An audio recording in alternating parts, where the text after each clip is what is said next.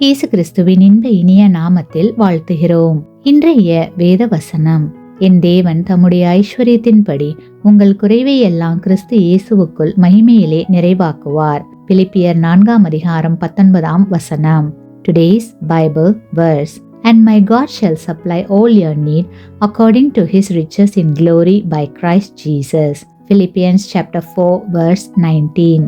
குறைவை எண்ணி குறைப்பட்டு கொள்ள வேண்டாம். எனக்கு இது இல்லை அது இல்லை என்று வருந்த வேண்டாம். என்னிடம் அது இருந்திருந்தால் அல்லது இது இருந்திருந்தால் நான் பெரிய காரியங்களை செய்திருப்பேன் என்று எப்போதும் நம்முடைய குறைகளையே பேசிக்கொண்டிருக்க வேண்டாம்.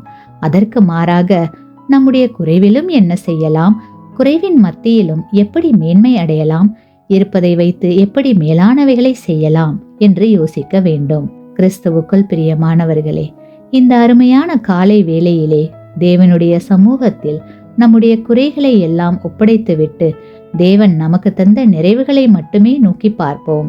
ஏனெனில் நம்முடைய குறைவை எல்லாம் தேவன் நிறைவாக மாற்றுவார். ஆகையால் தேவனுடைய கரத்தில் நம்மை ஒப்படைத்து இந்த நாளை தேவ ஆசீர்வாதத்தோடு துவங்குவோமாக. ஆமேன்.